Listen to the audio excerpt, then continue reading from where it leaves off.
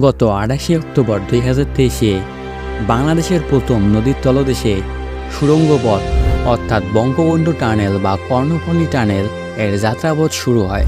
শুধু বাংলাদেশেই প্রথম নয়, দক্ষিণ এশিয়াতেই কোনো নদীর তলদেশ দিয়ে সরাসরি সুড়ঙ্গ পথ এটাই প্রথম। পার্শ্ববর্তী বৃহৎ অর্থনীতির দেশ ভারতে স্থলভাগে সড়কপথে সুড়ঙ্গ থাকলেও নদীর ভিতরে নেই কোনো টানেল।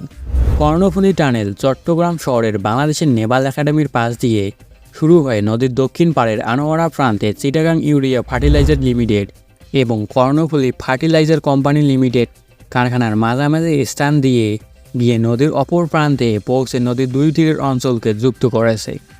এই সুড়ঙ্গের মধ্য দিয়ে ঢাকা চট্টগ্রাম কক্সবাজার মহাসড়ক যুক্ত হলো। টানেলটি দুইটি টিউব নিয়ে গঠিত। টানেলের দুই টিউবের প্রস্থ ৩৫ ফুট এবং উচ্চতা ১৬ ফুট। এছাড়া দুটি টিউবের মধ্যবর্তী ব্যবধান ১১ মিটার। সুড়ঙ্গটির মূল দৈর্ঘ্য ৩.৪৩ কিলোমিটার, তবে এর সঙ্গে ৫.৩৫ কিলোমিটারের সংযোগ সড়ক যুক্ত। চীনা প্রতিষ্ঠান China communication and contraction company লিমিটেডের সুড়ঙ্গের নির্মাণ প্রকল্প বাস্তবায়ন করে। কর্ণফুলী নদীর মধ্যভাগে সুড়ঙ্গটি ১৫০ ফুট গভীরে অবস্থিত। কিন্তু কীভাবে তৈরি হলো এই টানেল, কোন মেশিনের সাহায্যেই বা সম্ভব হলো এই কঠিনতম কাজটি? আজকের এই ভিডিওর মাধ্যমে আমরা তা জানার চেষ্টা করব। তাহলে চলুন শুরু করি। নদীর তলদেশ দিয়ে একটি পাকা সড়ক টেনে নিয়ে যে সুড়ঙ্গপথ তৈরি করা হয়েছে তার জন্য ব্যবহার করা হয়েছে বিশেষ যন্ত্র, নামটার টিবিএম বা টানেল বোরিং মেশিন। এই মেশিনের কার্যপদ্ধতি বুঝতে পারলেই বুঝতে পারবেন কীভাবে টানেল তৈরি করা হয়। মেশিনটি আনা হয়েছিল চীন থেকে। এই মেশিনের সাহায্যে শুধু কর্ণফুলীর নদীর তলদেশেই খনন করা হয়নি, একই সঙ্গে স্বয়ংক্রিয়ভাবে সড়কপথও তৈরি করা হয়েছিল। টিবিএম মেশিন অনেক ভাগে বিভক্ত এবং এদের কাজও ভিন্ন ভিন্ন হয়ে থাকে।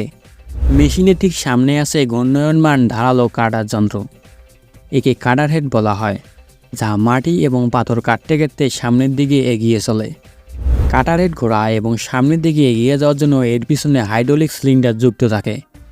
এই হাইড্রোলিক সিলিন্ডার বা প্রেসের সাহায্যে মাটির অভ্যন্তরে প্রায় ৩,০০০ টনেরও বেশি চাপ প্রয়োগ করা হয়, যার কারণেই মূলত মাটি বা পাথর কেটে মেশিনটি সামনের দিকে এগিয়ে চলে। এটি প্রতি ২ মিটার টানেল খনন করে থেমে যায়। সামনের দিকে হাইড্রোলিক প্রেসের সাহায্যে কাটার হেড মাটির উপর ৩,০০০ টনেরও বেশি চাপ প্রয়োগ করে, যা পুরো মেশিনের ওজনের চাইতেও বেশি। বাংলাদেশে টানেল খনন করার জন্য ২০১৮ সালের জুলাই মাসে চীনের সাংহাই বন্দর থেকে আনা হয়েছিল মেশিনটি। প্রায় ৪ তলা ভবনের উচ্চতার সমান এই মেশিনটির ওজন প্রায় ২,২০০ টন। মাটিতে যখন ৩,০০০ টনেরও বেশি চাপ প্রয়োগ করা হয়, তো মাটিও প্রতিক্রিয়াস্বরূপ মেশিনের উপর চাপ প্রয়োগ করবে নিউটনের সূত্র মতে।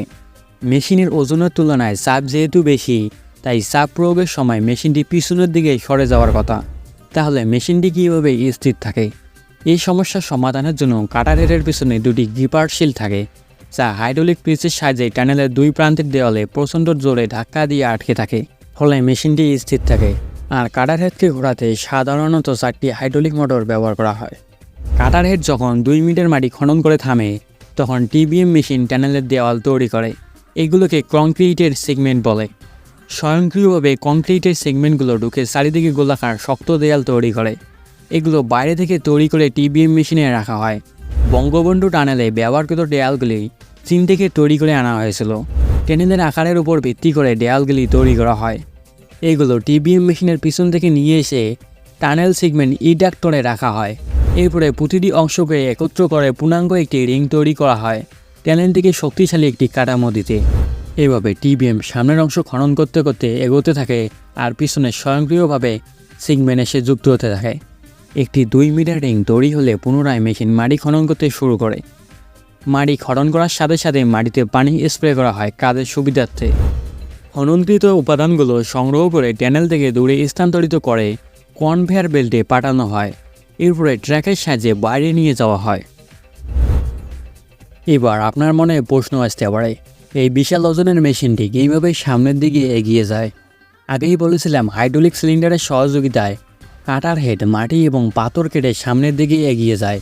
তবে এবার বলা যাক সম্পূর্ণ মেশিনটি কীভাবে সামনের দিকে মুভ করে। এগুলোকে দেখছেন, এগুলোকে হাইড্রোলিক গ্রিপার বলা হয়। এগুলো হাইড্রোলিক সিলিন্ডারের সাথে সংযুক্ত থাকে এই 4টি গ্রিপার টানেলের উভয় পাশের মাটিতে চাপ প্রয়োগ করে আটকে থাকে।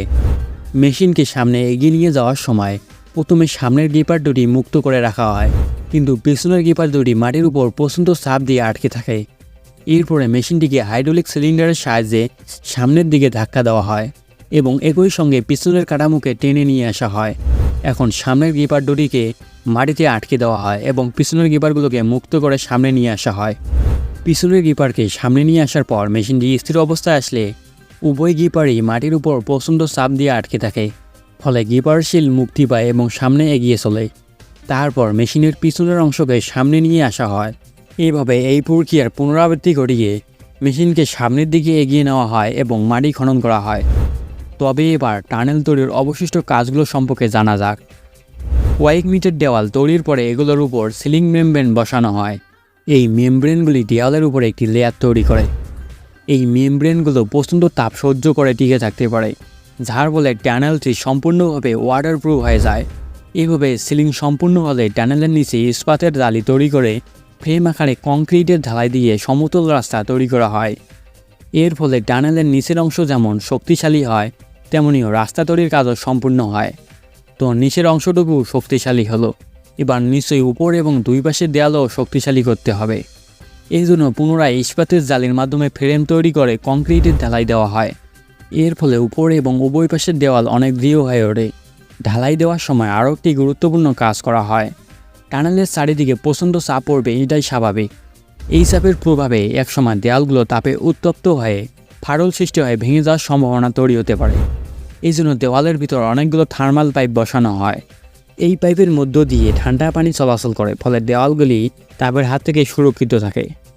সর্বশেষে উপরে একটি ছাদ তৈরি করা হয়, যা টানেলের কাঠামোকে আরও শক্তিশালী করে তোলে।